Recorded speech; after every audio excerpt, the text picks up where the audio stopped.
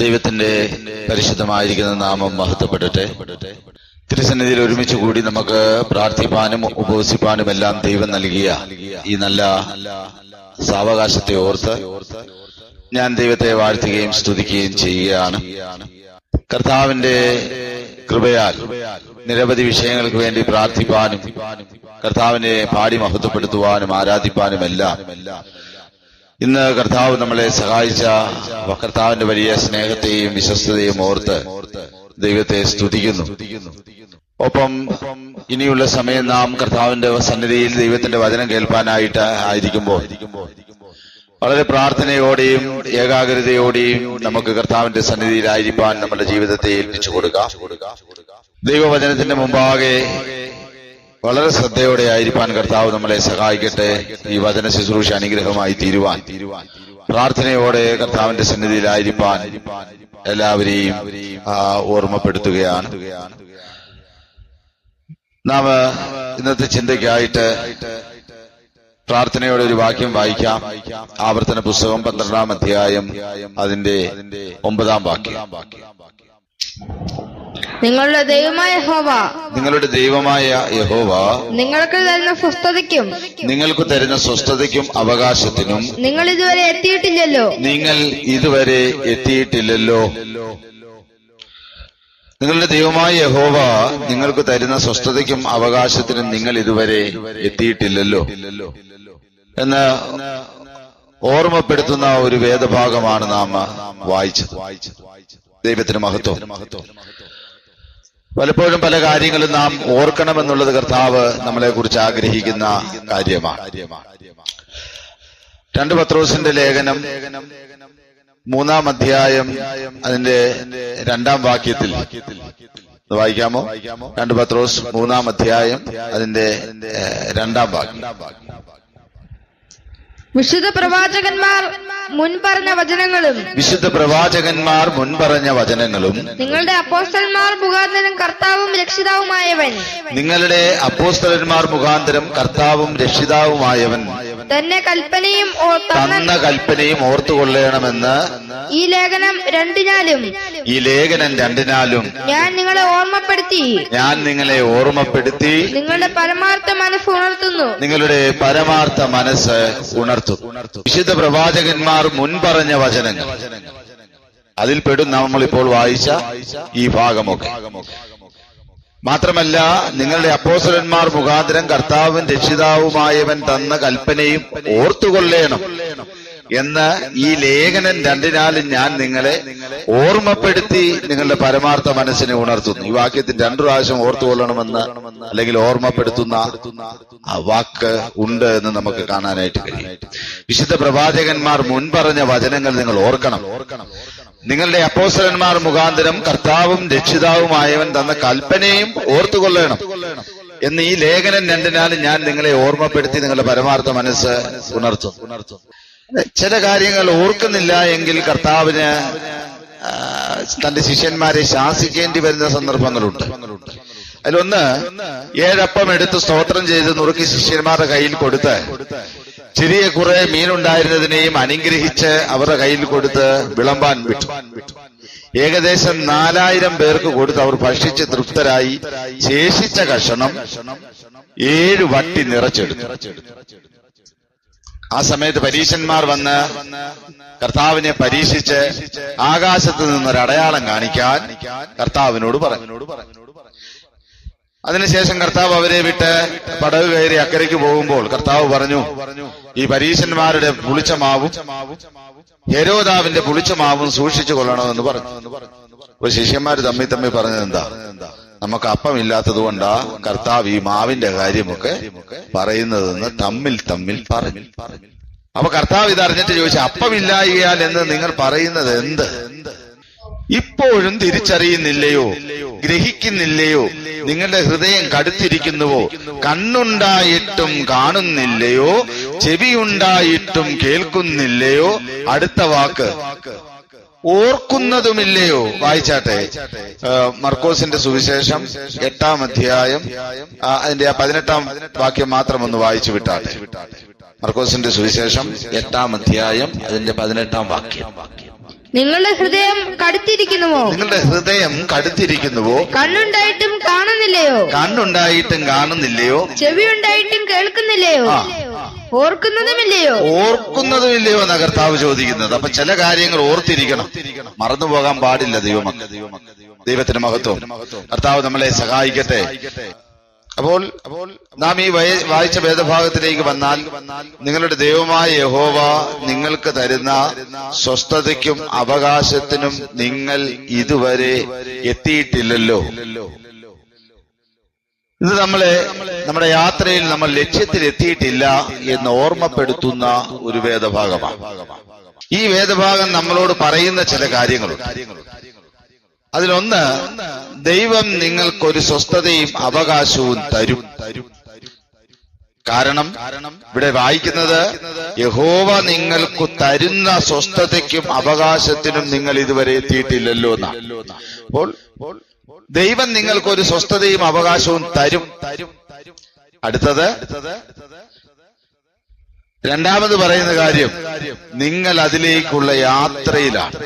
മൂന്നാമത്, ആ യാത്രയിലാണ് എങ്കിലും നിങ്ങൾ ആ ലക്ഷ്യത്തിൽ ഇതുവരെയും എത്തിയിട്ടില്ല എന്നാണ്. ഈ മൂന്ന് കാര്യങ്ങൾ പ്രഥമ ദൃഷ്ടിയാൽ നമുക്കിവിടെ കാണാൻ കഴിയുന്നു. ഒന്ന്, ദൈവം നിങ്ങൾക്ക് ഒരു സ്വസ്ഥതയും അവകാശവും തരും. രണ്ട്, അതിലേക്കുള്ള യാത്രയിലാണ് നിങ്ങൾ. മൂന്ന്, ആ യാത്രയിലാണെങ്കിലും ആ ലക്ഷ്യത്തിൽ നിങ്ങൾ ഇതുവരെ എത്തിയിട്ടില്ല എന്ന് ഓർമ്മപ്പെടുത്തുന്ന മൂന്ന് കാര്യങ്ങൾ നമുക്കിവിടെ കാണാനായിട്ട് കഴിയും. ഈ യാത്രയുടെ ഭാഗമായവരെ കർത്താവ് ഓർമ്മിപ്പിക്കുക. യാത്രയ്ക്ക് പുറത്തുള്ളവരെ ഒന്നുമല്ല, യാത്ര ചെയ്യുന്നവരെയാണ് ഓർമ്മിപ്പിക്കുന്നത്. നാം ലക്ഷ്യത്തിലെത്തിയിട്ടില്ല. ലക്ഷ്യത്തിലെത്തിയിട്ടില്ല എന്നത് ഓർക്കണം എന്ന് ഞാനിങ്ങനെ പറയുന്നെങ്കിലും ദൈവവചനം അതിലും അല്പം കൂടെ ഗൗരവമായി ഈ വിഷയം നമ്മളോട് പറയുകയാണ്.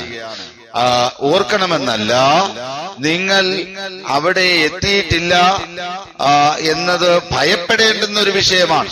എബ്രായർക്ക് എഴുതിയ ലേഖനം അതിന്റെ 4-ാം അധ്യായം അതിന്റെ 1-ാം വാക്യം, അവന്റെ സ്വസ്ഥതയിൽ പ്രവേശിപ്പാനുള്ള വാഗ്ദത്തം ശേഷിച്ചിരിക്കാൻ നിങ്ങളിൽ ആർക്കെങ്കിലും അത് ലഭിക്കാതെ പോയി എന്ന് വരാതിരിപ്പാൻ നാം ഭയപ്പെടുക. അപ്പൊ ഓർത്താ പോരാ പ്രിയമുള്ളവരെ, അവന്റെ സ്വസ്ഥതയിൽ പ്രവേശിപ്പാനുള്ള വാഗ്ദത്തം ശേഷിച്ചിരിക്കാൻ നിങ്ങളിൽ ആർക്കെങ്കിലും അത് ലഭിക്കാതെ പോയി എന്ന് വരാതിരിപ്പാൻ നാം ഭയപ്പെടണമെന്നാണ് കർത്താവിന്റെ വചനം നമ്മളോട് പറയുന്നത്. അപ്പൊ നാം ഭയപ്പെടേണ്ടുന്നൊരു വിഷയം എന്താ? ഈ സ്വസ്ഥത നമുക്ക് ലഭിക്കാതെ വരുമോ? ഈ അവകാശത്തിൽ നമുക്ക് എത്താൻ കഴിയാതെ വരുമോ? ഇതാർക്കെങ്കിലും കിട്ടാതെ വരുമോ എന്ന വിഷയം ഓർത്ത് നമ്മൾ ഭയപ്പെടണം. എന്നാൽ ഇന്ന് ദൈവമക്കൾക്ക് ഭയപ്പെടാനുള്ള വിഷയങ്ങൾ എന്തൊക്കെയാ? അയ്യോ, കുഞ്ഞുങ്ങൾ പരീക്ഷ എഴുതിയിരിക്കുന്നു, റാങ്ക് കുറയുമോ എന്നോർത്ത് ഭയമാണ്. ഗൾഫിൽ യുദ്ധം നടക്കുന്നു, ഭർത്താവിന്റെ ജോലി നഷ്ടപ്പെടുമോ എന്നുള്ള ഭയമാണ്. ഭാര്യയുടെ ജോലി നഷ്ടപ്പെടുമോ എന്നുള്ള ഭയമാണ്. ഇങ്ങനെ നിരവധി കാര്യങ്ങൾ ഭൗമികമായ വിഷയങ്ങളുടെ മുഖത്ത് നാം ഭയപ്പെടുന്നു. മാനുഷികമായ നിലയിൽ അതൊക്കെ സ്വാഭാവികമായിരിക്കുന്ന കാര്യമാണ്. അതിനെ അതിജീവിക്കുവാൻ തക്കവണ്ണമുള്ള ദൈവകൃപയും വിശ്വാസവും ദൈവമക്കളെ നാം പ്രാപിക്കേണ്ടതായിട്ടുണ്ട്. ഇവിടെ നാം ഭയപ്പെടേണ്ടുന്ന വിഷയങ്ങൾ കർത്താവ് നമ്മളോട് പറയുന്നു. ഈ വിഷയമോർത്ത് നിങ്ങൾ ഭയപ്പെടണം. നമ്മൾ ഭയപ്പെടുന്നത് ഭൂമിയിലെ നമ്മുടെ നിലനിൽപ്പുമായി ബന്ധപ്പെട്ടുള്ള വിഷയങ്ങളെ കുറിച്ചാണ്. എന്നാൽ കർത്താവിന്റെ വചനം നമ്മളോട് ആവശ്യപ്പെടുന്നത്, പ്രിയമുള്ളവരെ, നിങ്ങൾക്ക് ഈ ഭൂമിയിലെ കാര്യത്തെ ഓർത്തല്ല നിങ്ങൾ ഭയപ്പെടേണ്ടുന്നത്. പിന്നെയോ നിങ്ങൾ ഭയപ്പെടേണ്ടുന്ന വിഷയം നിങ്ങൾക്ക് മുമ്പിൽ വെച്ചിരിക്കുന്ന ഈ സ്വസ്ഥതയിൽ പ്രവേശിക്കാതിരിക്കാനുള്ള അവസരം നിങ്ങൾക്ക് ലഭിക്കാതെ പോകുമോ എന്നോർത്ത് സ്തോത്രം നാം ഭയപ്പെടണമെന്നാണ്. ദൈവത്തിന് മഹത്വം. മറ്റേ കാര്യങ്ങളുടെ മുഖത്ത് കർത്താവ് മറ്റൊരു വാഗ്ദത്തം നമുക്ക് നൽകി തരുന്നുണ്ട്. മുന്നമേ അവന്റെ രാജ്യവും നീതിയും അന്വേഷിപ്പീൻ, അതോടുകൂടി ഇതൊക്കെ നിങ്ങൾക്ക് ലഭിക്കും. എന്തുടുക്കും, എന്ത് കഴിക്കും, ഈ വക കാര്യങ്ങളൊന്നും ദൈവമക്കളല്ല ചിന്തിക്കേണ്ടത്, ഇതൊക്കെ ജാതികൾ അത്രയേ ചിന്തിക്കുന്നത് എന്ന് പറയുന്ന ഒരു ആശ്വസിപ്പിക്കലിന്റെ വാഗ്ദത്തം പ്രിയമുള്ളവരെ നമ്മളുടെ മേലുണ്ട്. എന്നാൽ ഇവിടെ അങ്ങനെയല്ല പറയുന്നത്. ഓർക്കണം, ഭയപ്പെടേണ്ട, ഞാൻ നിന്നോട് കൂടെയുണ്ട് എന്ന് കർത്താവ് പലതവണ പറഞ്ഞിട്ടും. ദൈവത്തിന്റെ മഹത്വം. ഭൗമികമായിരിക്കുന്ന വിഷയങ്ങളുടെ മുഖത്ത് കർത്താവ് നമ്മളോട് പറയുകയാണ്, ഭയപ്പെടേണ്ട, ഞാൻ നിന്നോട് കൂടെയുണ്ട് എന്ന് പലവട്ടം നമ്മളോട് പറഞ്ഞ കർത്താവ് പറയുകയാണ്, അല്ലെങ്കിൽ കർത്താവിന്റെ വചനം നമ്മളോട് പറയുകയാണ്, ഈ വിഷയത്തിൽ നീ ഭയപ്പെട്ടേ മതിയാകൂ, നീ ഇത് ഭയപ്പെടേണ്ടുന്ന വിഷയം. ഈ ഭയപ്പെടണമെന്ന് പറയുമ്പോൾ ദൈവത്തെ ഭയപ്പെടുക എന്ന് പറയുന്ന വാക്കുകളൊക്കെ ഇന്ന് പെന്തിക്കോസ് സമൂഹത്തിൽ അല്ലെങ്കിൽ ആത്മീയ സമൂഹത്തിലൊന്നും സംസാരിക്കാൻ പോലും പ്രസംഗിക്കാൻ പോലും പാടില്ല എന്ന് പറയുന്ന കൂടിവരവുകളുടെ എണ്ണം ഇന്ന് കൂടി വന്നുകൊണ്ടിരിക്കുകയാണ്. യേശുവിന്റെ രക്തം എന്ന് പറയാൻ പാടില്ല. സൈക്കോളജിക്കലി രക്തം എന്ന് പറയുന്നത് ഒരു നല്ല കാര്യമല്ല. അതുകൊണ്ട് യേശുവിന്റെ രക്തം എന്ന് പറയാൻ പാടില്ല എന്ന് പറയുന്ന സഭകളുണ്ടെന്ന് കേൾക്കുന്നു. എന്നാൽ പ്രിയമുള്ളവരെ, കർത്താവ് പറഞ്ഞു ഭയപ്പെടേണ്ട, ഞാൻ നിന്നോട് കൂടെയുണ്ട്. അപ്പൊ അതുകൊണ്ട് ചിലർ പറയുന്നത് എന്താണെന്നറിയാമോ? കർത്താവിനെയും ഭയപ്പെടേണ്ട എന്ന് കർത്താവ് പറഞ്ഞില്ലേ, അതുകൊണ്ട് ഇനി കർത്താവിനെയും ഭയപ്പെടേണ്ട എന്ന് പറയുന്ന ഒരു കാലഘട്ടത്തിൽ പ്രിയമുള്ളവരെ നമ്മൾ എത്തി നിൽക്കുകയാ. കൊരിന്ത്യർക്ക് എഴുതിയ 2-ാം ലേഖനം 5-ാം അധ്യായം അതിന്റെ 11-ാം വാക്യമെന്ന് വായിക്കും. ആകയാൽ കർത്താവിനെ ഭയപ്പെടണമെന്നറിഞ്ഞിട്ട് ഞങ്ങൾ മനുഷ്യരെ സമ്മതിപ്പിക്കുന്നു. അപ്പോ കർത്താവിനെ ഭയപ്പെടണം എന്നുള്ളത് തന്നെ ഒരു ദൈവികമായിരിക്കുന്ന അറിവാണ് പ്രിയമുള്ളവരെ. ദൈവത്തിന് മഹത്വം. ദൈവത്തെ ഭയപ്പെടണമെന്നുള്ളത് ഒരു ദൈവികമായിരിക്കുന്ന വെളിപ്പാടാണ്, അല്ലെങ്കിൽ ഒരു ദൈവികമായിരിക്കുന്ന അറിവാണ്. അതറിയുന്നവർ മനുഷ്യരെ സമ്മതിപ്പിക്കുന്നു. എന്താണ്? ദൈവത്തെ ഭയപ്പെടണമെന്ന് അറിഞ്ഞിട്ട് മനുഷ്യരെ സമ്മതിപ്പിക്കുകയാണ്.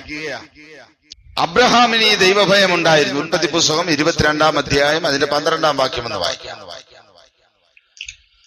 ഉൽപ്പത്തി പുസ്തകം 22-ാം അധ്യായം അതിന്റെ 12-ാം വാക്യം. ബാലന്റെ മേൽ കൈവയ്ക്കരുത്, അവനോടൊന്നും ചെയ്യരുത്.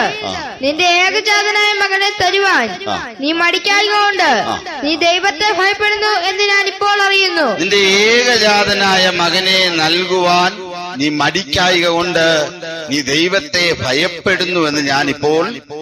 ദൈവത്തിന് മഹത്വം. മറ്റൊരു വാക്യം, യോസഫ് ദൈവത്തെ ഭയപ്പെട്ടു. ഉൽപ്പത്തി പുസ്തകം 42-ാം അധ്യായം അതിന്റെ 18-ാം വാക്യം. 3-ാം ദിവസം യോസഫ് അവരോട് പറഞ്ഞത്, ഞാൻ ദൈവത്തെ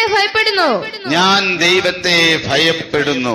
പുറപ്പാടിന്റെ പുസ്തകം 1-ാം അധ്യായം 21-ാം വാക്യത്തിൽ സൂതികർമ്മിണികൾ ദൈവത്തെ ഭയപ്പെട്ടു എന്ന് വിശുദ്ധ വേദപുസ്തകത്തിൽ രേഖപ്പെടുത്തിയിരിക്കുന്നു. വായിച്ച പുറപ്പാട് പുസ്തകം. സൂതികർമ്മിണികൾ ദൈവത്തെ ഭയപ്പെടുക കൊണ്ട് അവൻ അവർക്ക് കുടുംബവർദ്ധന നൽകി. നോക്കിക്കേ സഹോദരൻ, മാത്രമല്ല ദൈവത്തെ നാം ഭയപ്പെടണമെന്നുള്ളത് ദൈവം ആഗ്രഹിക്കുന്ന ഒരു വിഷയം കൂടിയാണ്. ലേവ്യ പുസ്തകം 19-ാം അധ്യായം അതിന്റെ 14-ാം വാക്യം. 19 ചെകിടനെ ശപിക്കരുത്, കുരുടന്റെ മുമ്പിൽ ഇടർച്ച വെക്കരുത്, നിന്റെ ദൈവത്തെ ഭയപ്പെടണം. അതിന്റെ 32-ാം വാക്യം കൂടെ വായിച്ചേ. നരച്ചവന്റെ മുമ്പാകെ എഴുന്നേൽക്കുകയും. ഒന്നുകൂടെ വായിച്ചേ. നരച്ചവന്റെ മുമ്പാകെ എഴുന്നേൽക്കുകയും. നരച്ചവന്റെ, അങ്ങനല്ലേ? ഒന്നുകൂടെ പറഞ്ഞു വായിച്ചേ. നരച്ചവന്റെ മുമ്പാകെ എഴുന്നേൽക്കുകയും വൃദ്ധന്റെ മുഖം ബഹുമാനിക്കുകയും നിന്റെ ദൈവത്തെ ഭയപ്പെടുകയും വേണം. ദൈവത്തെ ഭയപ്പെടുകയും വേണം. ദാവീദിന് വലിയ ഭയമില്ലായിരുന്നു എന്ന് വേണമെങ്കിൽ പറയാം. പക്ഷേ ദാവീദ് ദൈവത്തെ ഭയപ്പെട്ടു. എപ്പോഴാണ്? ഉസ ഛേദിക്കപ്പെട്ടപ്പോൾ. ദിനവൃത്താന്ത പുസ്തകം 1 ദിനവൃത്താന്തം അതിന്റെ 13-ാം അധ്യായം അതിന്റെ 12-ാം വാക്യം വായിച്ചു. 11-12 വായിച്ചു.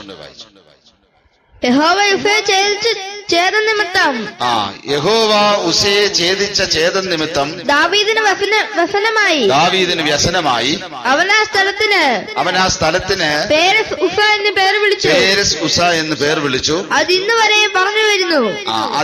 വരെയും പറഞ്ഞു വരുന്നു. അന്ന് ദാവീദ് ദൈവത്തെ ഭയപ്പെട്ടുപോയി. പ്രിയമുള്ളവരെ, ഈ ദൈവത്തെ ഭയപ്പെടണമെന്നും ദൈവം നമ്മളുടെ മുമ്പിൽ വെച്ചിരിക്കുന്ന സ്വസ്ഥതയിലേക്കും അവകാശത്തിലേക്കും പ്രവേശിക്കാൻ കഴിയാതെ വരുമോ എന്ന് ഭയപ്പെടണമെന്നും ഒക്കെ പറയുമ്പോൾ ഭയം കൊണ്ട് നിറഞ്ഞ് നമ്മൾ നിരാശരായി തകർന്ന് എവിടെയെങ്കിലും പോയി ഓടി ഒളിക്കണമെന്നുള്ള അർത്ഥത്തിലല്ല പ്രിയമുള്ളവരെ ദൈവത്തെ ഭയപ്പെടണമെന്നും പിന്നെ ദൈവം നമ്മുടെ മുമ്പിൽ വെച്ചിരിക്കുന്ന സ്വസ്ഥതയിലും അവകാശത്തിലേക്കും പ്രവേശിക്കുന്നത് ആർക്കെങ്കിലും ലഭിക്കാതെ വരുമോ എന്നോർത്ത് ഭയപ്പെടണമെന്നും ഒക്കെ പറയുന്നത് നാം ഓടി ഒളിക്കാനല്ല, നിരാശപ്പെട്ട് തകർന്നു പോകാനല്ല. പിന്നെയോ ഒരു ഉദാഹരണം പറഞ്ഞാൽ, പ്രിയമുള്ളവരെ, നമ്മുടെ കപ്പത്തോട്ടം, നമുക്കൊരു കപ്പ കൃഷി ഉണ്ടെന്ന് വിചാരിക്കുക. കപ്പത്തോട്ടം പന്നി കുത്തിക്കളയാൻ വരുന്നത് അറിഞ്ഞാൽ എന്റെ കൃഷിയെല്ലാം പന്നി കൊണ്ടുപോകുമെന്ന് ഓർത്ത് ഭയം വന്നാൽ, ഭയപ്പെട്ടാൽ നാം എന്താ ചെയ്യുന്നത്? ഓടി ഒളിക്കും. നിരാശരായി എവിടെയെങ്കിലും പോയിരിക്കും.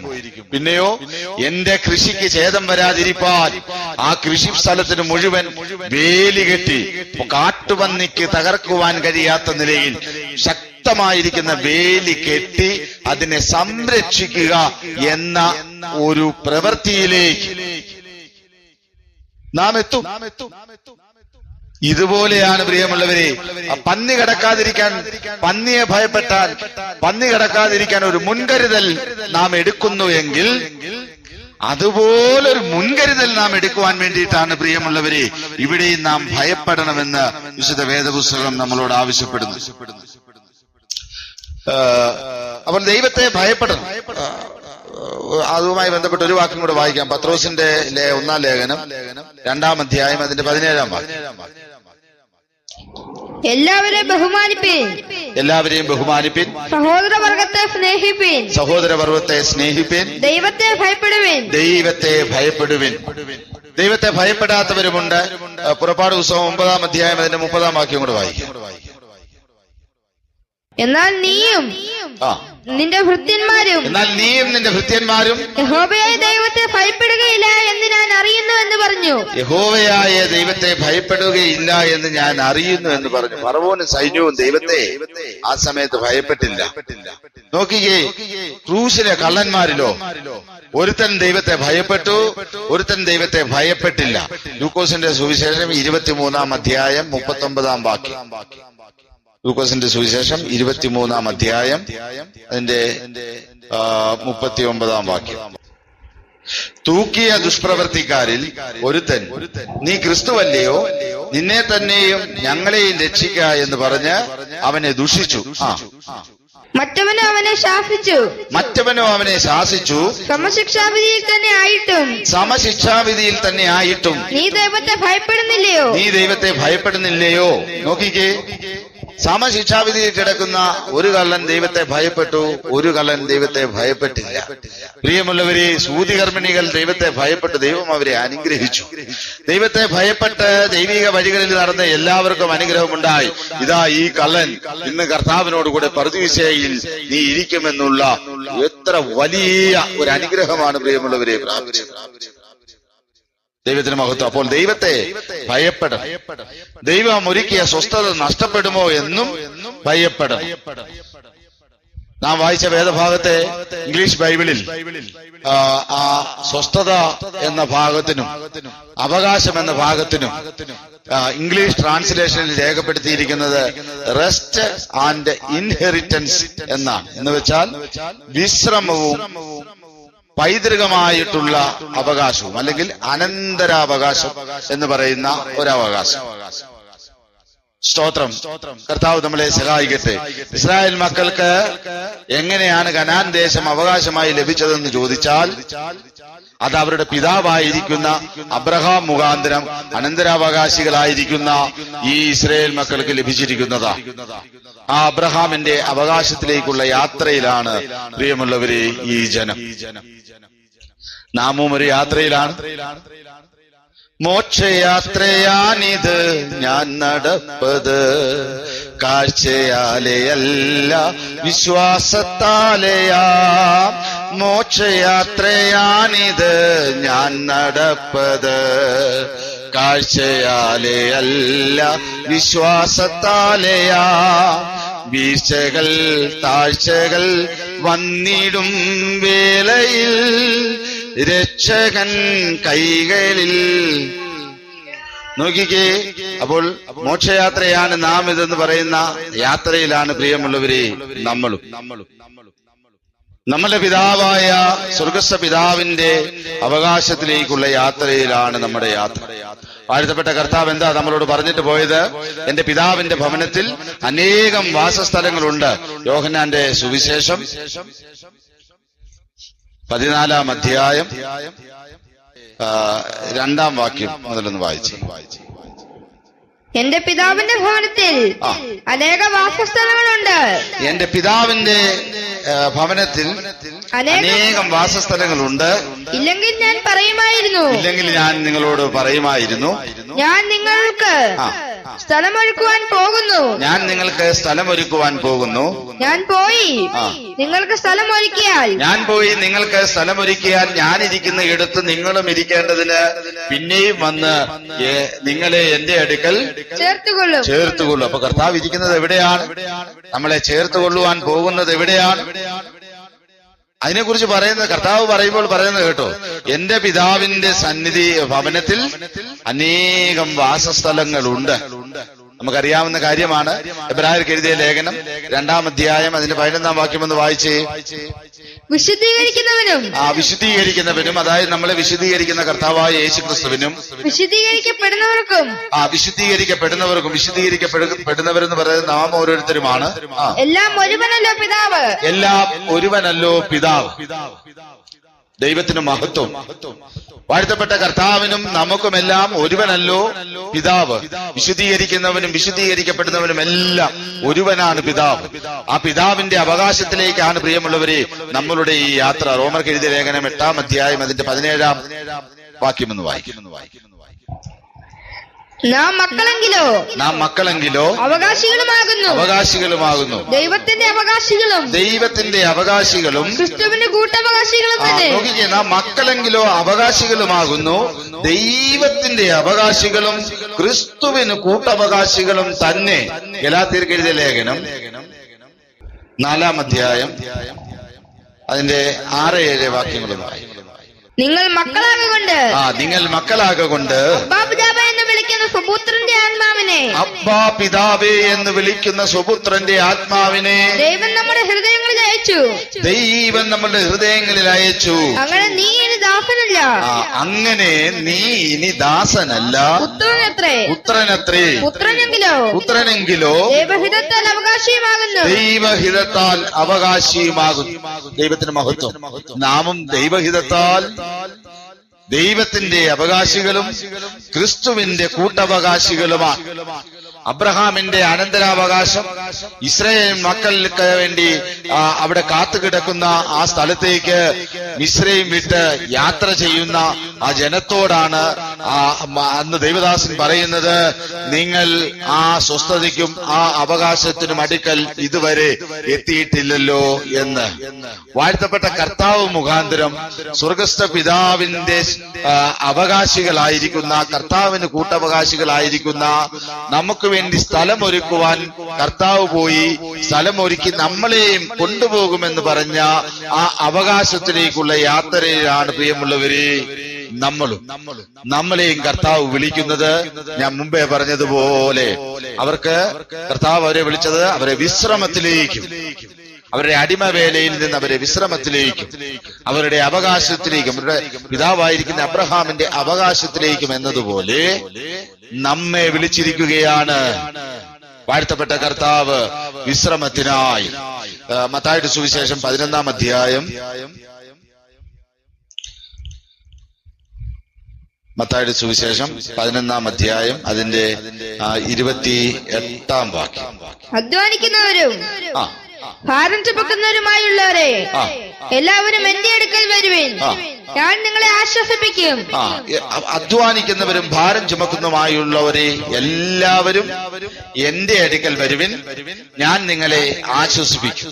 എന്നെ കേൾക്കുന്ന പ്രിയമുള്ളവരെ, ഇത് കേവലം ഒരു ശാരീരിക വിശ്രമമല്ല, ഇത് വെറുതെ കിട്ടുകയുമില്ല. എന്റെ 29-ാം വാക്യം ഒന്ന് വായിച്ചു. ഞാൻ സൗമ്യതയും താഴ്മയും ഉള്ളവനാകയാൽ എന്റെ നുകം ഏറ്റുകൊണ്ട് എന്നോട് പഠിപ്പീൻ, എന്നാൽ നിങ്ങളുടെ ആത്മാക്കൾക്ക് ആശ്വാസം കണ്ടെത്തും. ഇവിടെയും പ്രിയമുള്ളവരെ, ഈ രണ്ട് ഭാഗത്തും ഞാൻ നിങ്ങളെ ആശ്വസിപ്പിക്കാമെന്നും ആശ്വാസം കണ്ടെത്തുമെന്നും പറയുന്ന ഭാഗത്ത് നാം വായിച്ച ആ വേദഭാഗത്തിൽ ഉപയോഗിച്ചിരിക്കുന്ന റെസ്റ്റ് എന്ന പദമാണ് ഇംഗ്ലീഷ് ബൈബിളിൽ ഉപയോഗിച്ചിരിക്കുന്നത്. ചുരുക്കത്തിൽ അതിങ്ങനെ വായിക്കാം: അധ്വാനിക്കുന്നവരും ഭാരം ചുമക്കുന്നവരുമായുള്ളവരെ എല്ലാവരും എന്റെ അടുക്കൽ വരുവിൻ, ഞാൻ നിങ്ങൾക്ക് വിശ്രമം തരും. ഞാൻ സൗമ്യതയും താഴ്മയും ഉള്ളവനാകയാൽ എന്റെ നുകമേറ്റുകൊണ്ട് എന്നോട് പഠിപ്പീൻ, എന്നാൽ നിങ്ങളുടെ ആത്മാക്കൾക്ക് വിശ്രമം കണ്ടെത്തും.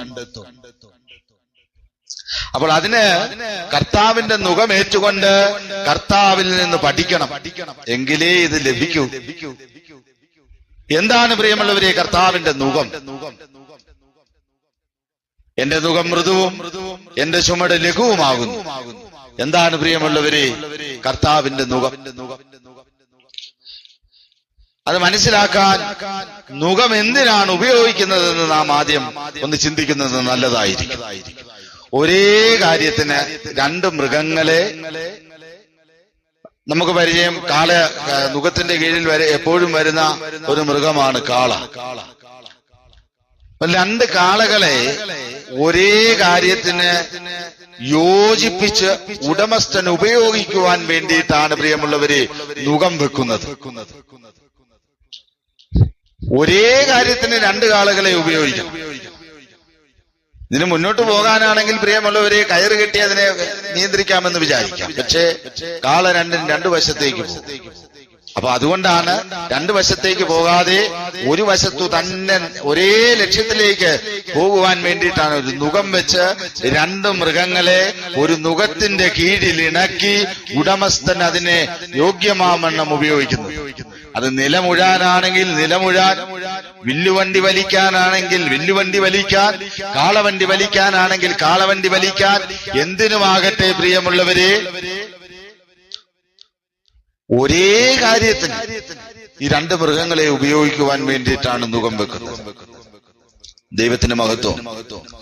കർത്താവ്, ഞാൻ പലപ്പോഴും ചിന്തിക്കാറുണ്ട്, കർത്താവിന് ഒഴിവാക്കാൻ പറ്റാത്ത ഒരു കാര്യം കർത്താവിന്റെ ജീവിതത്തിലുണ്ടായി.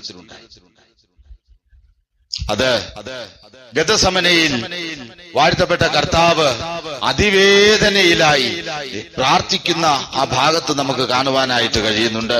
ലൂക്കോസിന്റെ സുവിശേഷം 22-ാം അധ്യായം. ലൂക്കോസിന്റെ സുവിശേഷം 22-ാം അധ്യായം അതിന്റെ 42-ാം വാക്യം എന്ന് വായിച്ചു. പിതാവേ, നിനക്ക് മനസ്സുണ്ടെങ്കിൽ ഈ പാനപാത്രം എങ്കിൽ നിന്ന് നീക്കണമേ. പിതാവേ, നിനക്ക് മനസ്സുണ്ടെങ്കിൽ ഈ പാനപാത്രം എങ്കിൽ നിന്ന് നീക്കണമേ. എങ്കിലും എന്റെ ഇഷ്ടം പോലെ, എങ്കിലും എന്റെ ഇഷ്ടമല്ല, നിന്റെ ഇഷ്ടം തന്നെ ആകട്ടെ. നിന്റെ ഇഷ്ടം തന്നെ ആകട്ടെ എന്ന് പ്രാർത്ഥിച്ചു. ദൈവത്തിന് മഹത്വം.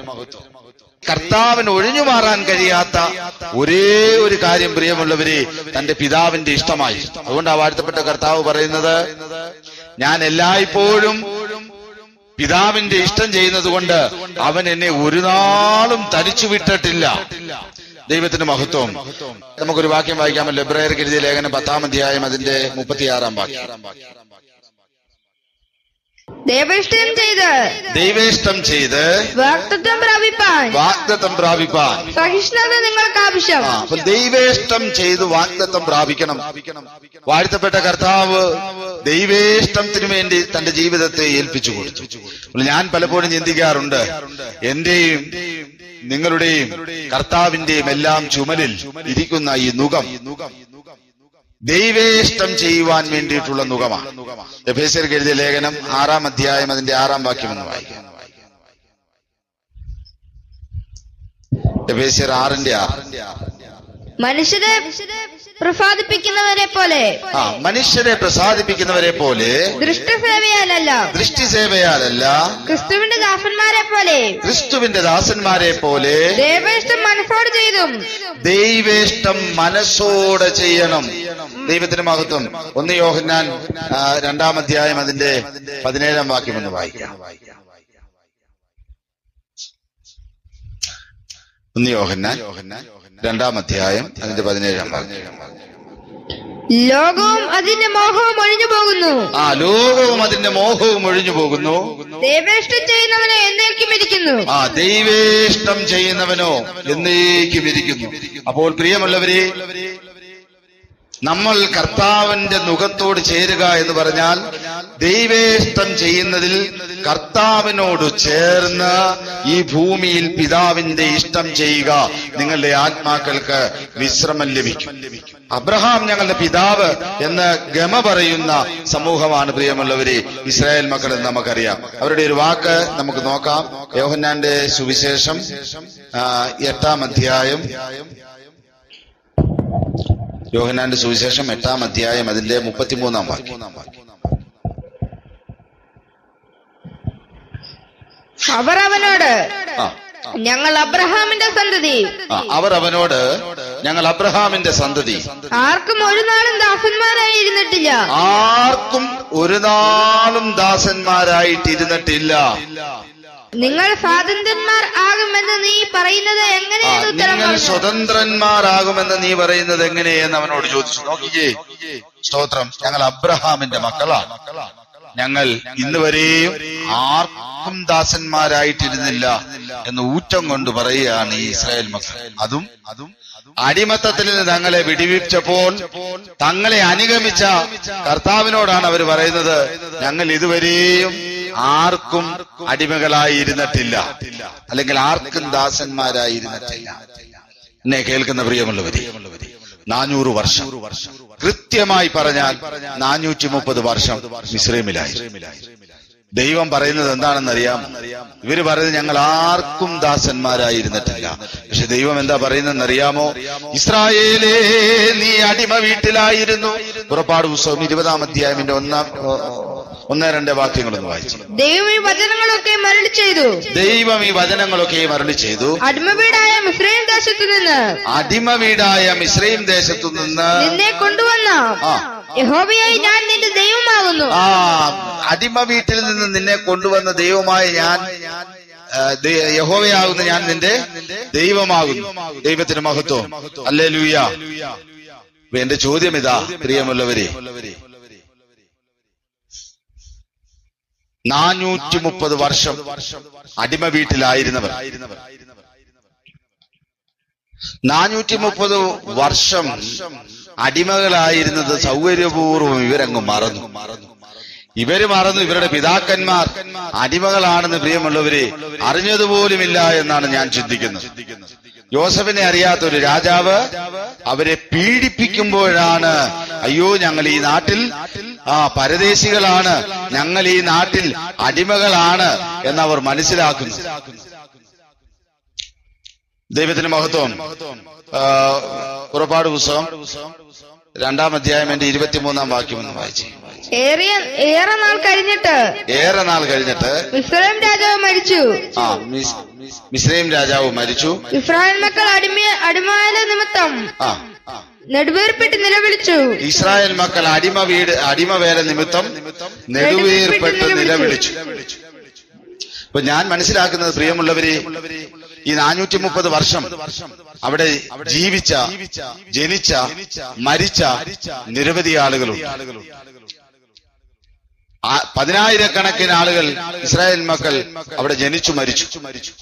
പക്ഷെ അവരാരും അറിഞ്ഞിരുന്നില്ല, ഞങ്ങൾ ഇവിടെ അടിമവേലയിലാണ്, ഞങ്ങൾ ഇവിടെ പരദേശികളാണ്, ഞങ്ങൾക്കിവിടെ അടിമയുടെ സ്ഥാനമേ ഉള്ളൂ എന്നവര് അറിഞ്ഞില്ല.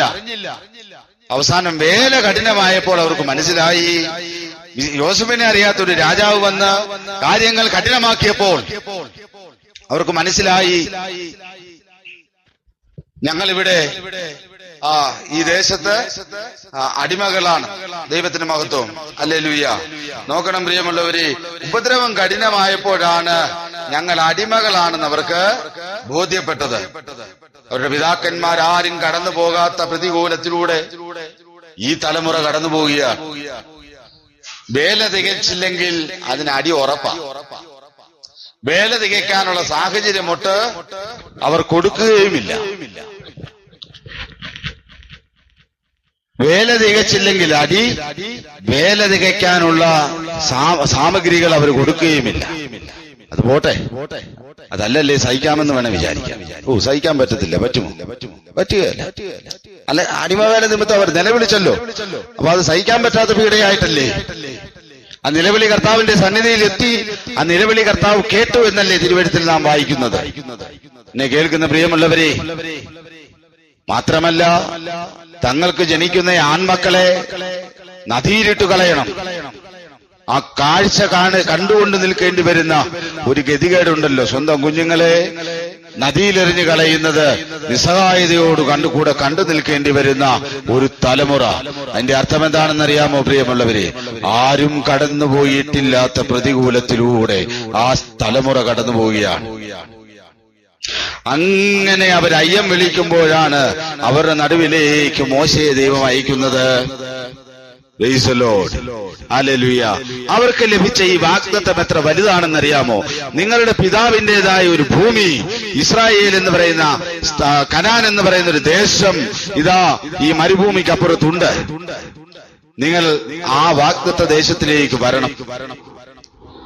ആ വാഗ്ദത്ത ദേശത്തിലേക്ക് വരിക, അവിടുത്തെ സ്വസ്ഥതയിലേക്ക്, വിശ്രമത്തിലേക്ക് നിങ്ങൾ വരിക എന്ന് പറയുന്നത് അന്ന് അവരനുഭവിച്ചുകൊണ്ടിരുന്ന അധിപതയുടെ മുഖത്ത് പ്രിയമുള്ളവരെ എത്ര വലിയ വാഗ്ദത്തമാണെന്നൊന്ന് ഓർത്തി.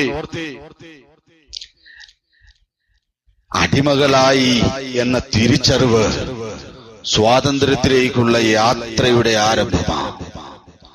എന്നെ കേൾക്കുന്ന പ്രിയമുള്ളവരെ, നമ്മളുടെ പിതാക്കന്മാർ പലരും അറിഞ്ഞിരുന്നില്ല അവർ ഈ ഭൂമിയിൽ അടിമകളായിരുന്നുവെന്ന്. ദൈവത്തിന് മഹത്വം. എബ്രായർക്ക് എഴുതിയ ലേഖനം 2-ാം അധ്യായം അതിന്റെ 18-ാം വാക്യം ഒന്ന് വായിക്കാമോ?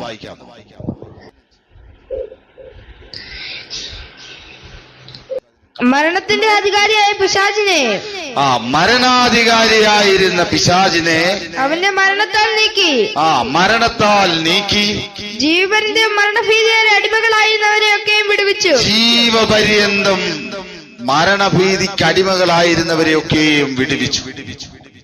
അപ്പൊ നോക്കിയേ, മനുഷ്യൻ എന്തിന്റെ അടിമയായിരുന്നു? ജീവപര്യന്തം മരണഭീതിക്ക് അടിമകളായിരുന്നു. നമ്മുടെ പിതാക്കന്മാരൊക്കെ മരണഭീതിക്ക് അടിമകളായിരുന്നു. ഗലാത്യർക്ക് എഴുതിയ ലേഖനം 4-ാം അധ്യായം അതിന്റെ 8-ാം വാക്യം എന്ന് വായിച്ചു. ഗലാത്യർ 4:8. എന്നാൽ അന്ന് നിങ്ങൾ ദൈവത്തെ അറിയാതെ സ്വഭാവങ്ങളാൽ ദൈവങ്ങളല്ലാത്തവർക്ക് അടിമപ്പെട്ടിരുന്നു. അപ്പോൾ ജീവപര്യന്ത മരണഭീതിക്ക് അടിമകൾ, ദൈവങ്ങളല്ലാത്തവയെ ദൈവങ്ങളാണെന്നോർത്ത് അവയ്ക്കടിമകൾ, പിന്നെ പാപത്തിന്റെ അടിമകൾ. റോമർക്ക് എഴുതിയ ലേഖനം 6-ാം അധ്യായം 6-ാം വാക്യം. റോമർ 6:6. നാം ഇനി പാപത്തിന് അടിമപ്പെടാതെ വേണം പാപശരീരത്തിൽ നീക്കം വരേണ്ടതിന് നമ്മുടെ പഴയ മനുഷ്യൻ അവനോടുകൂടെ ക്രൂശിക്കപ്പെട്ടു എന്ന് നാം അറിയുന്നു. ഒന്നുകൂടെ വായിച്ചേ. റോമർ 6:6. നാം ഇനി പാപത്തിന് അടിമപ്പെടാതെ വണ്ണം. അപ്പം 3 കാര്യങ്ങളായി. 1 മരണഭീതിക്ക് അടിമകൾ, 2 ദൈവങ്ങൾ അല്ലാത്തവയ്ക്ക് അടിമകൾ, 3 പാപത്തിനടിമകൾ. ഒന്നുകൂടെ വായിച്ച് നമുക്കത് വിടാം. റോമർക്ക് എഴുതിയ ലേഖനം 6-ാം അധ്യായം അതിന്റെ 19-ാം വാക്യം കൂടെ ഒന്ന് വായിക്കാം. നിങ്ങളുടെ ജഡത്തിന്റെ ബലഹീനത നിമിത്തം ഞാൻ മാനുഷ്യരീതിയിൽ പറയുന്നു നിങ്ങളുടെ അവയവങ്ങളെ അധർമ്മത്തിനായി അശുദ്ധിക്കും അധർമ്മത്തിനും അധർമ്മത്തിനും അടിമകളായി സമർപ്പിച്ചതുപോലെ. അപ്പൊ എന്തിനൊക്കെ അടിമകളായിരുന്നു?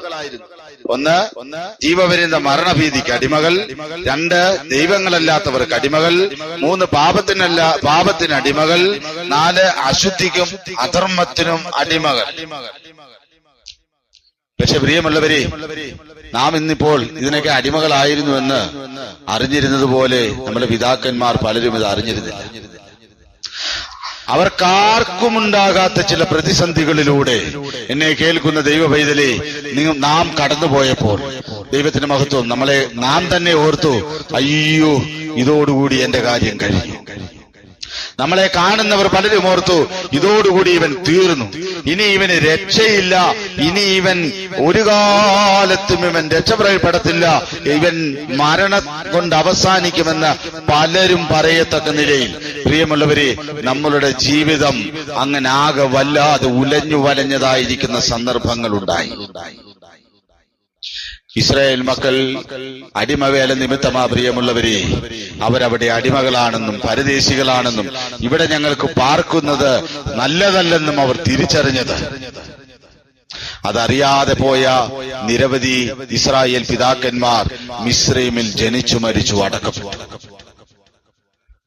എന്നാൽ പ്രതിസന്ധിയിലൂടെയും പ്രയാസത്തിലൂടെയും അടിമത്തത്തിന്റെ വേലയിലൂടെയും കടന്നുപോയ നിലവിളിക്കേണ്ടി വരുന്ന നിരവധി ജീവിത സാഹചര്യങ്ങളിലൂടെ കടന്നു പോകേണ്ടി വന്ന ഈ ജനം യാഥാർത്ഥ്യം മനസ്സിലാക്കി, ദൈവമേ ഞങ്ങൾ ഇവിടെ അടിമകളാണ്, ഞങ്ങൾക്കൊരു സ്വാതന്ത്ര്യം ഇവിടെ നിന്ന് വേണം.